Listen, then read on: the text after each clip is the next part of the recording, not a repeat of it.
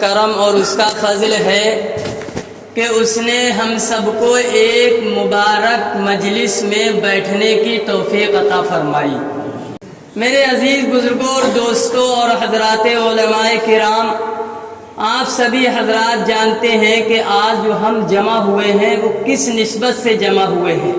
ابھی حضرت مفتی صاحب نسبت کی بات کر رہے تھے، اور ہم جو جمع ہوئے ہیں آج یہ مجلس جو ہے مجلس قرآن ہے۔ قرآن کی نسبت سے ہم یہاں پر جمع ہوئے ہیں۔ میرے عزیز ساتھیوں، آپ نے بہت سارے بیانات سنے سیرت کے، قیامت کے مناظر کے۔ میں آپ حضرات کے سامنے بس تھوڑی دیر عظمت قرآن پر گفتگو کروں گا۔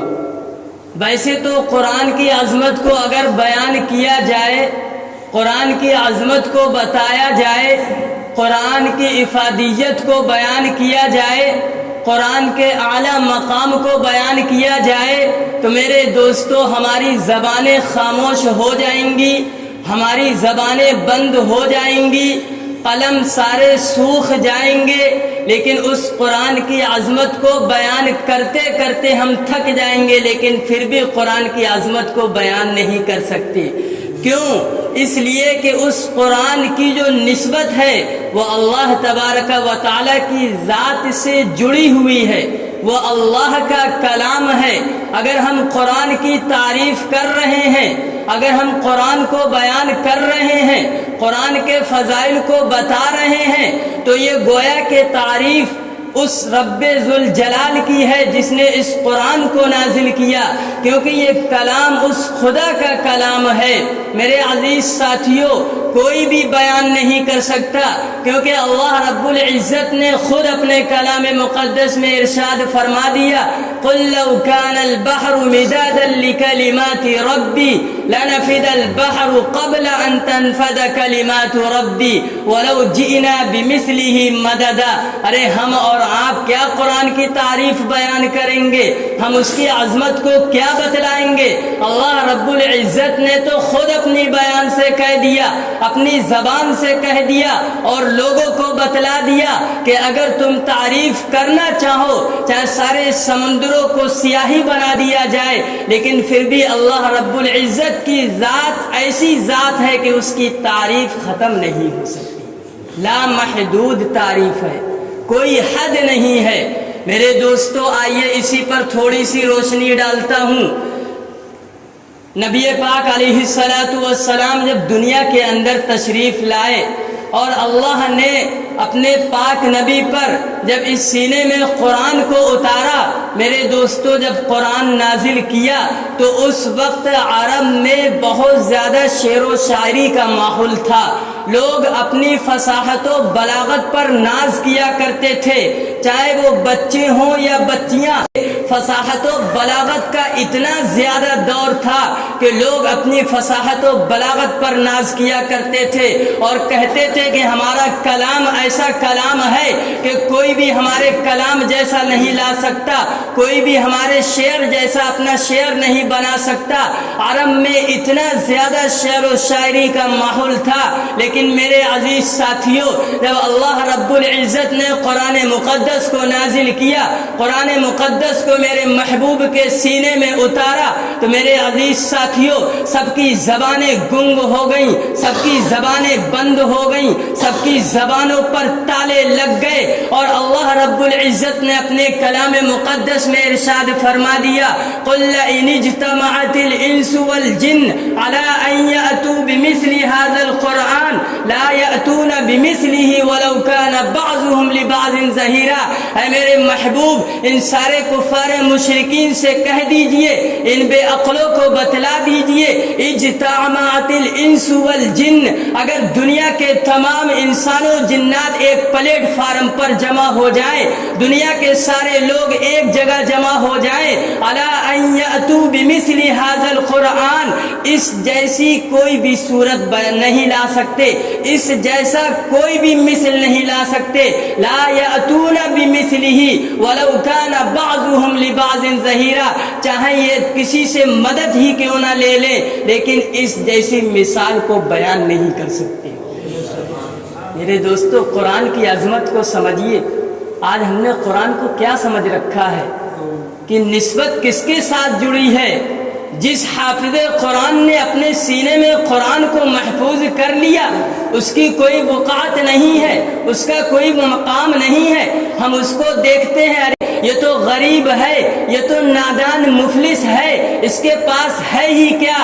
ارے میرے عزیز ساتھیوں، مسلمان بھائیوں، اس کے پاس تو اتنی بڑی دولت ہے کہ اگر ساری دنیا کی دولت تم اس کے قدموں میں ڈال دو تب بھی اس انسان کا مقابلہ نہیں کر سکتے۔ کیوں؟ کیونکہ اس کے پاس، اس کے سینے میں قرآن محفوظ ہے۔ قرآن اتنی بڑی دولت کہ اللہ رب العزت فرما دیں گے ایک حافظ قرآن سے، جا پڑھتا جا اور جنت کے درجوں پہ چڑھتا جا۔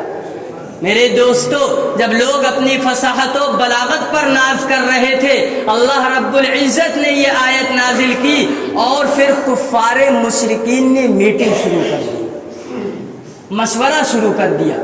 اب دیکھیے کفار مشرکین میں پورے عرب میں کھلبلی مچ گئی۔ ارے یہ کیا ہو رہا ہے؟ ایک محمد ایسا کلام پیش کر رہا ہے اپنی زبان سے کہ وہ لوگوں کو اپنی طرف کھینچ رہا ہے، لوگ اس کے گرویدہ ہو رہے ہیں، لوگ اس کی طرف کھنچتے چلے جا رہے ہیں۔ کفاروں کو یہ بات ہضم نہیں ہوئی۔ رئیس جو بڑے بڑے کفار مکہ تھے، بڑے بڑے سردار تھے، انہوں نے ایک میٹنگ قائم کی۔ اور میرے عزیز ساتھیوں، کس کے متعلق میٹنگ ہوئی؟ سب کو بلایا گیا، بڑے بڑے سردار آئے۔ بس تھوڑی سی بات قرآن کی عظمت کو سمجھ لیجئے، باقی حضرات علماء کرام آپ کو بتلائیں گے۔ جب میٹنگ ہوئی، لوگوں کو بلایا گیا، تو اس مجلس میں کسی کاروبار کی بات نہیں چل رہی تھی، کوئی تجارت کی بات نہیں کر رہا تھا، کوئی مشن نہیں تھا، صرف ایک نشانہ تھا، ایک شخص، ایک ہی مشن تھا۔ ارے یہ مکہ میں کیا ہو رہا ہے؟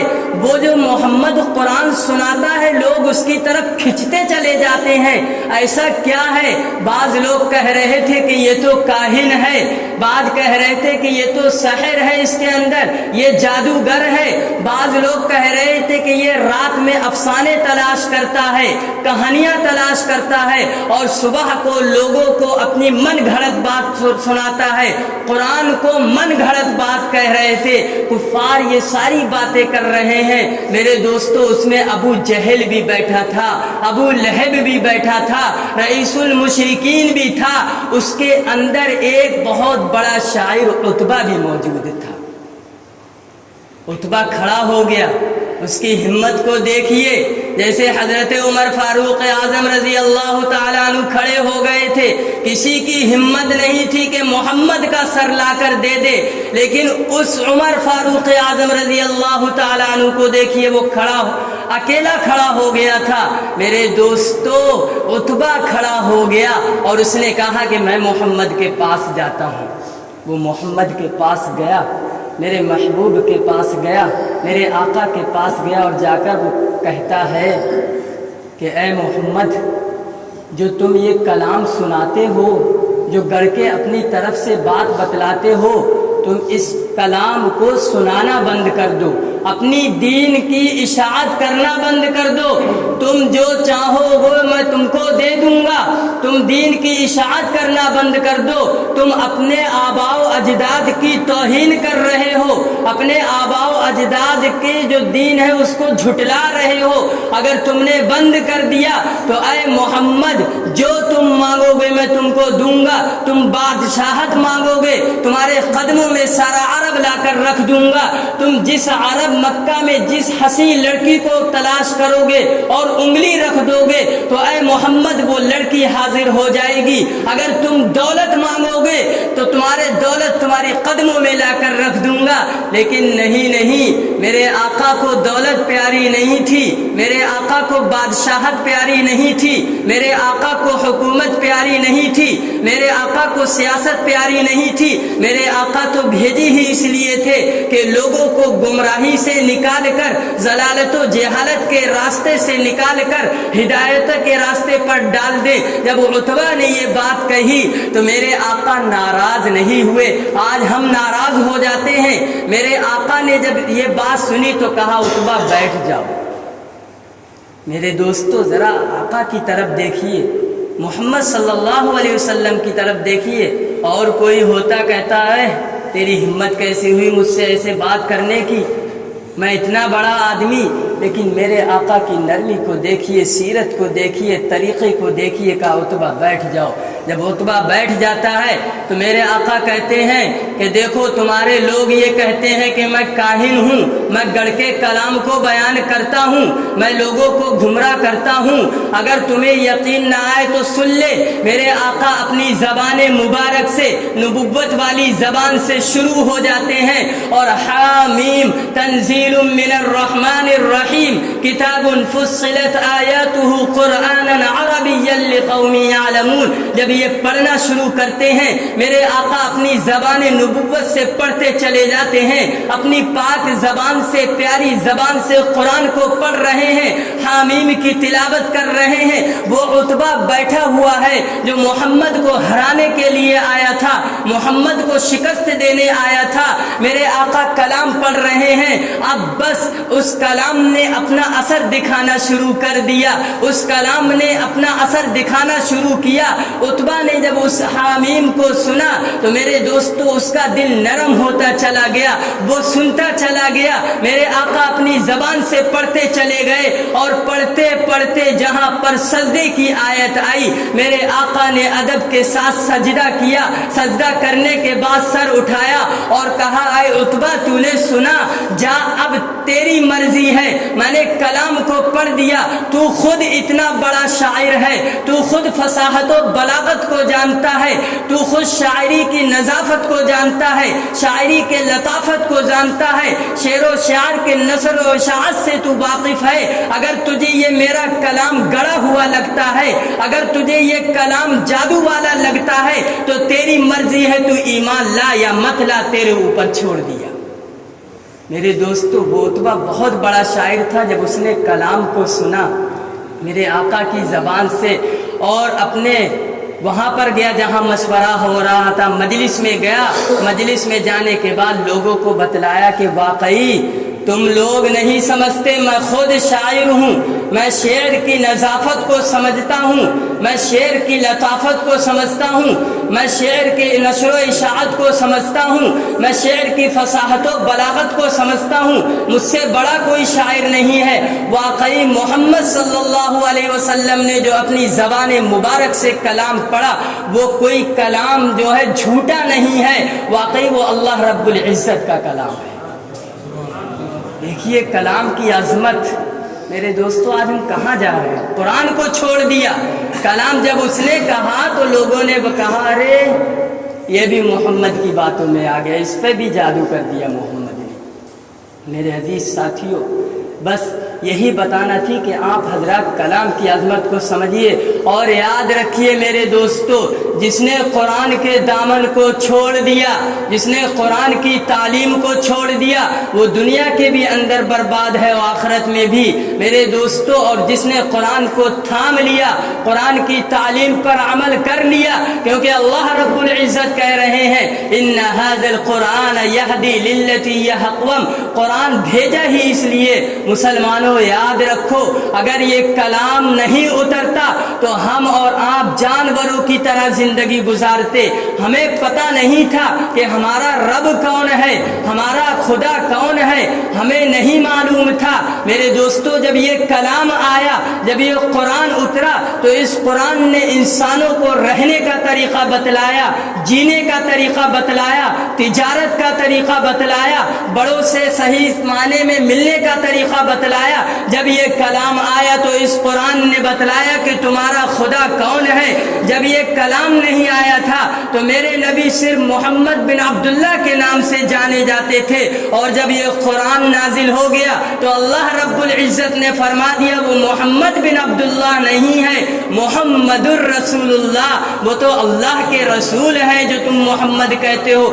اس کلام نے ہمیں بتایا کہ محمد اللہ کے رسول ہیں، اس کلام نے ہمیں بتایا کہ خدا ایک ہے۔ میرے دوستو کئی لوگوں کی پوجا کی جاتی تھی، لیکن جب یہ کلام نازل ہوا قل هو اللہ احد، اللہ نے فرما دیا ان بے عقلوں سے کہہ دو، ان بے وقوفوں سے کہہ دو کہ تمہارا اللہ خدا ایک ہے۔ میرے دوستو اس کلام نے ہمیں بتایا اس لیے قرآن کی عظمت کو سمجھیے، قرآن کے مقام کو سمجھیے، قرآن کی افادیت کو سمجھیے۔ یہ قرآن بہت عظیم الشان ہے۔ آج ہمارے طاقوں میں قرآن رکھا ہوا، اس پہ دھول جم رہی ہے۔ میرے دوستو، عبرت کی بات ہے یہ۔ قرآن جیسی چیز کو ہم نے چھوڑے رکھا۔ اگر ہمارے گھر میں ٹی وی رکھی ہوئی ہے، اس کو ہم صاف کرتے ہیں، روز ہم کو دیکھنا ہے، اس پہ ہم کپڑا ہٹا کے صاف کرتے ہیں، اس کی روز دیکھ بھال کرتے ہیں۔ قرآن اوپر رکھا ہوا ہے، اس پہ دھول جم رہی ہے، لیکن کسی کو پڑھنے کی توفیق نہیں۔ اور گھر میں قرآن پڑے ہوئے ہیں، عورتیں بھی پڑی ہوئی، بچیاں بھی پڑی ہوئی، بچے بھی پڑے ہوئے، لیکن پھر بھی قرآن کی تلاوت کرنے کی توفیق نہیں۔ بس ایک بات اور بتلاتا ہوں، اس کے بعد میں اپنی جگہ لیتا ہوں۔ میرے دوستو، قرآن کی تلاوت کا کتنا بڑا مقام۔ ہم پڑے ہوئے ہیں، لیکن دنیا کے چکروں میں پڑھ کر ہم نے قرآن کو بھلا دیا اور قرآن کی تلاوت نہیں کرتے۔ جس گھر میں قرآن پاک کی تلاوت ہوتی، فرشتوں کا ہجوم چھت پر آ جاتا ہے، اللہ کی خاص رحمت اس میں ہوتی ہے۔ اور کوئی حافظ قرآن یا تلاوت کرنے والا اس گھر میں موجود ہوتا ہے، جب تک تلاوت ہوتی رہتی ہے فرشتوں کا ہجوم رہتا ہے، اور جب اس شخص کا انتقال ہو جاتا ہے، وہ قبر میں رکھ دیا جاتا ہے، تو میرے دوستو وہ فرشتوں کا ہجوم چلا جاتا ہے گھر سے۔ آج ہم قرآن پڑھے ہوئے، لیکن پھر بھی ہم قرآن کی تلاوت نہیں کرتے۔ اخبار تو پڑھتے ہیں، لیکن قرآن نہیں پڑھتے۔ میرے عزیز ساتھیوں، بس یہ مختصر سی بات، قرآن کی عظمت کو سمجھیے۔ حضرات علماء کرام تشریف لا چکے ہیں، اس لیے میں ہٹتا ہوں۔ آپ حضرات سے دعا کی درخواست ہے کہ ہمارا آنا اور حضرات علماء کرام کا آنا اللہ رب العزت قبول فرمائے، اور ہم ان کی نصیحتوں کو سن کر اور اس پر عمل کرنے کی توفیق عطا فرمائے۔ وآخر دعوانا الحمدللہ رب العالمین۔